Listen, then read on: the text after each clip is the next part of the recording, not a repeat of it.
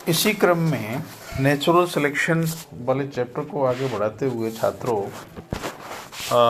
मैं डॉक्टर सुंदर Singh, assistant professor zoology, government college Dholpur, आपको प्राकृतिक वर्ण की टाइप्स के बारे में मैं बताऊंगा। अपन बात करेंगे कि प्राकृतिक वर्ण की टाइप क्या हैं। तो पहला जो टाइप है प्राकृतिक वर्ण का, वो आता है स्थिर या सामान्य वर्ण। स्थिर या सामान्य वर्ण, यह वर्ण जैव समष्टि में से ऐसे सदस्यों को निष्कासित करते हैं जो सामान्य से अधिक विचलन प्रदान करते हैं।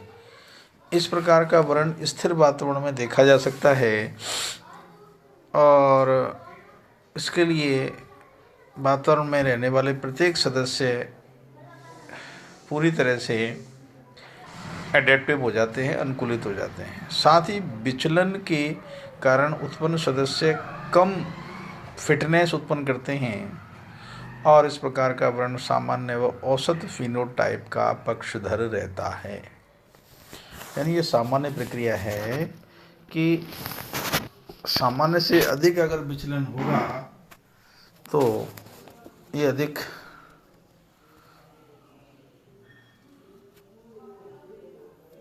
विचलन के कारण उत्पन्न सदस्य कम फिटनेस उत्पन्न करते हैं। अत्यधिक विचलन प्रदर्शित करने वाले फिनोटाइप का निष्कासन करता है। अत्यधिक विचलन प्रदर्शित करने वाले फिनोटाइप का निष्कासन करता है। फिनोटाइप माने जो लक्षण बाहर से दिखाई देते हैं उनका निष्कासन करता है। एग्जाम्पल, न्यूयॉर्क में आए बर्फीले तूफान के कारण अनेक घरेलू चिड़ियाँ मर गईं। पहला उदाहरण आपने देखा कि न्यूयॉर्क में, ये दिखाई दे रहा है आपको, न्यूयॉर्क में आए बर्फीले तूफान के कारण अनेक घरेलू चिड़ियाँ की डेथ हो गई और मृत चिड़ियाओं का जब स्टडी की तो उनके पंख या तो लंबे पंख या अत्यधिक छोटे थे। इस प्रकार अत्यधिक विचलन करने वाले जीवों का निष्कासन हो गया। यानी उनके जो पंख थे या तो बहुत छोटे थे या बहुत लंबे थे, तो दोनों प्रकार में विचलन ज़्यादा हो गया, डेविएशन ज़्यादा हो गया, विचलन ज़्यादा हो गया, तो वो भी जीवित नहीं रह सकते। दूसरा उदाहरण, मनुष्य में जन्म के समय शिशु का औसत भार 7.3 पाउंड होता है और इससे अधिक भार शिशु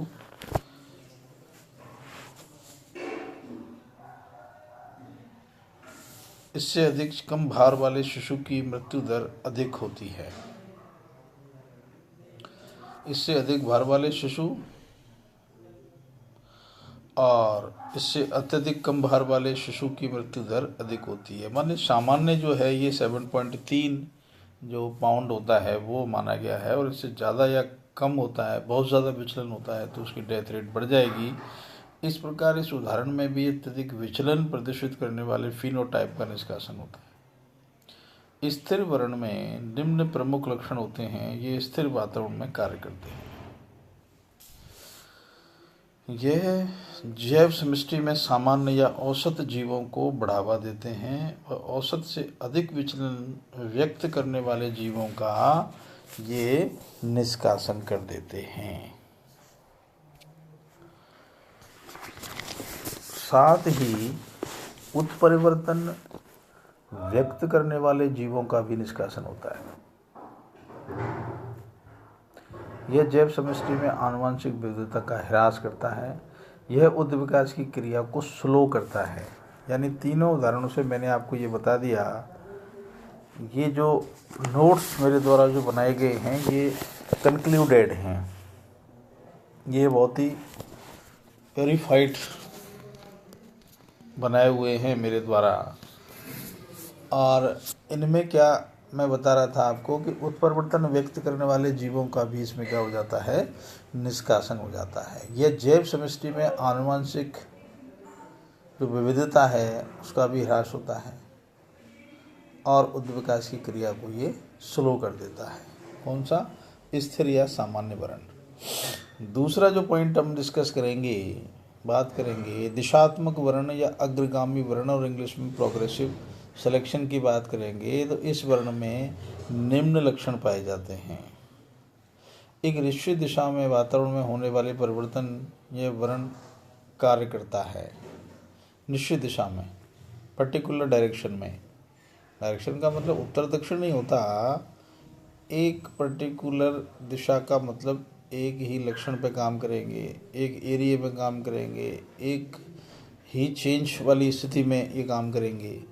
ये ऐसे विचलन या उत्परिवर्तनों को प्रोत्साहित करता है जो वातावरण में जंतु की जो अनुकूलता है या फिटनेस को बढ़ाते हैं। यह सामान्य और फिनोटाइप का निष्कासन करता है।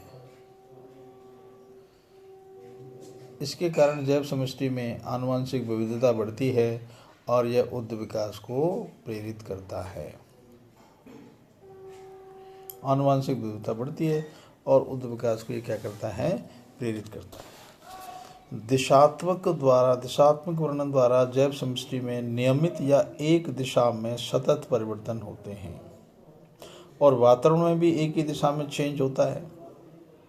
वातावरण के अनुसार अनुकूलित होने वाले जीवों का वर्ण होता है और इसमें माध्य एक दिशा में विचलन करता है। तो ये जो चेंज होता है इसमें एक दिशा में विचलन करता है। एलीन के नियमानुसार एक दिशा में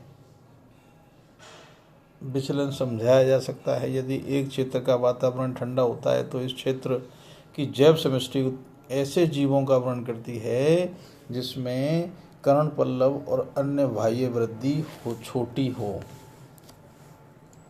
समय समय के साथ साथ जैव समष्टि में इनकी संख्या बढ़ती जाती है और अन्य बाह्य वृद्धि युक्त जीवों की संख्या घटती जाती है। तो एक डायरेक्शन में बात हो गई। जब एक डायरेक्शन की बात कर रहा है तो इसमें बात बिल्कुल क्लियर हो गई कि जैव समष्टि में से जीवों का वर्ण होता है जिसमें कर्णपल्लव और अन्य बाह्य वृद्धि छोटी होती है और जिसमें बड़ी वाली वृद्धि होती है वो उनकी संख्या घटती जाती है। औद्योगिक वर्णकता की बात करेंगे अपन। मनुष्य के द्वारा वातावरण में प्रदूषण का प्रभाव भी फिनोटाइप के उद्ध विकास पर पड़ता है। HBD कैटलवेल ने औद्योगिक वर्णकता का प्रस्तुत वर्णन मैनचेस्टर में किया और इसमें फैक्ट्री, वाहन और पेट्रोलियम उत्पाद के कारण सभी पेड़ पौधों पर काला रंग जम गया। तो क्रस्टन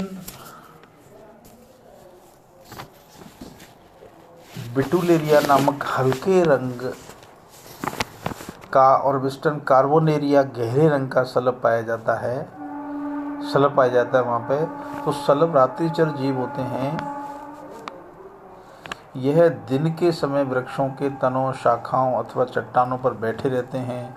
परभक्षी पक्षी इनका शिकार करते हैं, है ना, जैसा आप ये दिखाई दे रहा है आपको। और यदि ये वातावरण में दिखाई न दे तो इनकी सुरक्षा हो सकती है, लेकिन बिटुलेरिया जो हल्का रंग का सलब है दिखाई न देने के कारण बच जाता है, परंतु कार्बोनेरिया प्रदूषण वाले क्षेत्र में अपने आप को बचा लेता है पर उस क्षेत्र में हल्के रंग वाले सलब का बचाव नहीं हो पाता। इसके बाद मैनचेस्टर औद्योगिक विकास के साथ साथ गहरे सलब की संख्या बढ़ती चली गई और सन 1985 में गहरे सलब की कुल संख्या 98%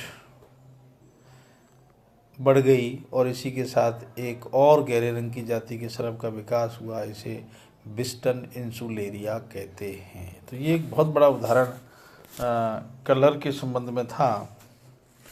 अगला जो बिंदु आता है वो है द्विदित वर्ण। यह वर्ण एक जैव समष्टि में दो भिन्न फिनोटाइप का चयन करता है। यह वर्ण समष्टि में विभिन्नताओं की वृद्धि को प्रेरित करता है, वेरिएशंस को बढ़ाता है। एवं एक समष्टि में दो फिनोटाइप का चयन हो जाता है, जैसे परिमाप और व्यवहार का चयन, बिहेवियर का और इसकी जो साइज है उसका।